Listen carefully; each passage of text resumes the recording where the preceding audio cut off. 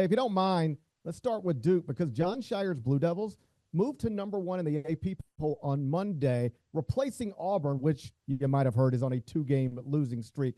I obviously disagree with this. You know that if you follow the top 25 and 1, but I do understand it, Norlander, because right now Auburn still clearly has the best resume in the sport and almost certainly is going to have that on Selection Sunday. But Duke is number one in the net, number one at KenPom, number one at BartTorvik.com, and they're also the favorite in the betting markets to win the 2025 NCAA tournament. Let me ask you this.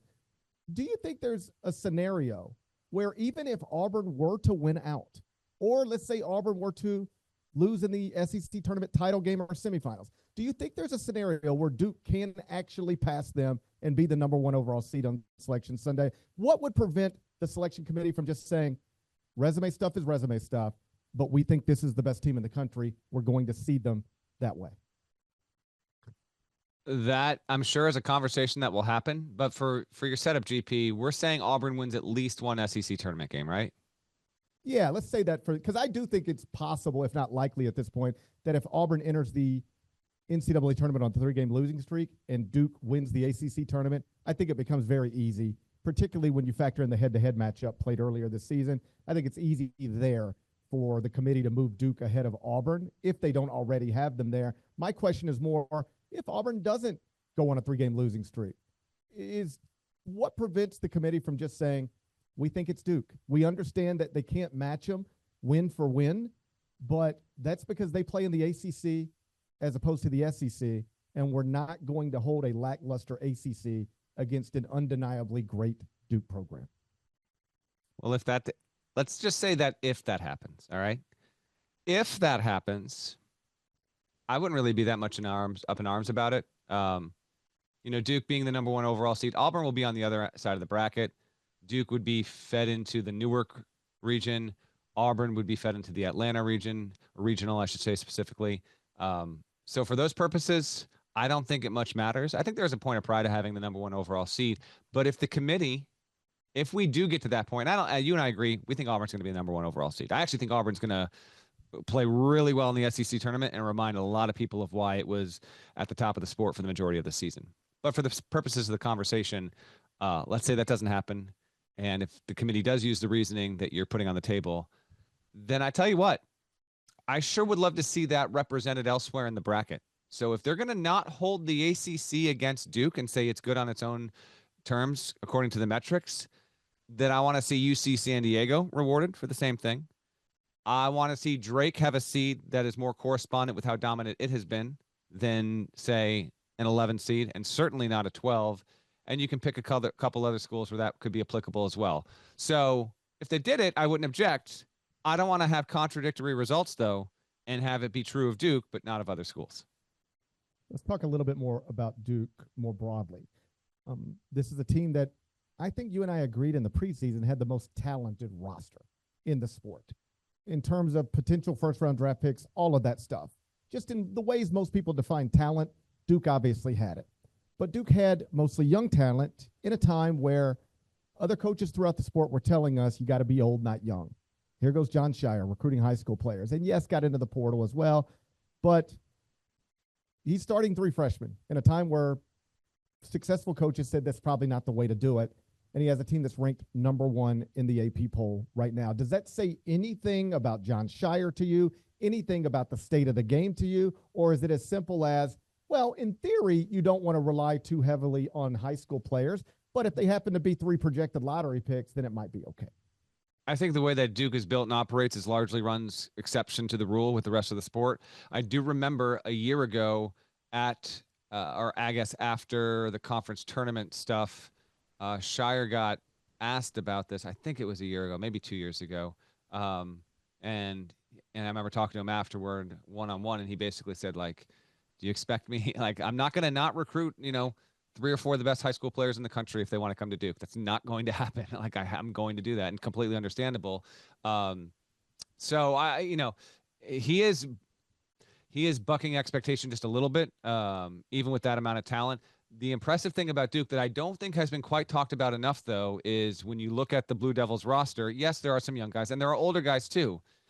But Flagg, Con Knipple, Sion James, a transfer, Kaman Malawach, a freshman, Isaiah Evans, a freshman, Mason Gillis, obviously by way of Purdue, Malik Brown, who is the most diverse defender and switchable defender that Duke has, comes by way of Syracuse. These are all players that did not play together last season. So it's not just that there is, some predominant freshmen. Oh, by the way, Flag is pacing toward one of the 5 best freshman seasons we've ever seen in college basketball. So that is heavily part of the what's going on here with Durham and everything like that. But it's how that Duke has been able to be this good with this many new pieces. He's actually done both. He's brought in a lot of freshman class that's loaded. It's got 3, 4, 5 future NBA players on it. Flag's gonna be the number 1 pick. Knipple could go in the lottery. Malawach might as well go in the lottery as well. But it's that and pulling from the portal and not knowing what's going to happen from here on out. Jay Lucas is off to Miami. He's not even in the locker room anymore. They've done a wonderful. Shire's done a wonderful job, and I'm a little surprised they're this great. I'm not surprised knowing John. He's been with the program. He is absolutely built and wired to be a head coach at a job with as much pressure at Duke in this age as really anyone. Like he's proven it. He was the right guy to succeed Mike Krzyzewski, and he has pulled off a thing that I know has caught the attention and the respect of a lot of coaches in the sport, because he has both brought in high-profile talent, which, sure, great players, that makes you look better, but melded that with, Mason Gillis wasn't one of the 20 most sought-after transfers last season. Sion James was absolutely – no one – unless you follow Tulane basketball, you did not know who Sion James was, okay? And he's brought on these guys, and they've been key players, and it's been pretty incredible to see. Duke has the number 2 offense and the number 4 defense in efficiency, according to Ken Pom. One last thing on Duke, and I'm glad you used the word pressure, because one of the things I've noticed about the coaching profession over the decades of doing this is that we always ask initial questions about coaches, and then we come up with new sets of questions, regardless of what happens. There's always new questions. And so the initial question with John Shire, as he is named at a relatively young age, the successor of the greatest coach in college basketball history at what I believe is the biggest brand in college basketball presently. Like that's a monster of a job. He's given that opportunity. And the initial question is, can he do it? He's a first-time head coach, a young first-time head coach. He can obviously recruit, but can you do the job when you, as they say, move over 6 inches into the other chair? I think we have an answer to that now. He can. He's doing it. He has the number 1 team in the country. They were really good last season. He's been phenomenal as a head coach. So now what are going to be the questions? All right, but when's he going to a Final Four? When's he winning the national championship? They were set up to do it last season and blew it. I mean, I don't want to say blew it, but you get the point. They were set up. Like, you might go a long time before you ever find yourself in that advantageous of a situation to go to a Final Four, and they didn't do it. Now he is going to enter this NCAA tournament as a 1 seed and possibly as the number 1 overall seed and probably as the favorite in the betting markets to win the 2025 NCAA tournament. If he comes up short, and, just probabilities probably will. Only 1 team can win this thing, and it's hard to do. The most logical explanation for why didn't Duke win a national championship if Duke doesn't win a national championship will simply be because it's hard to do. It'll be a lot of different reasons that have probably nothing to do with the head coach.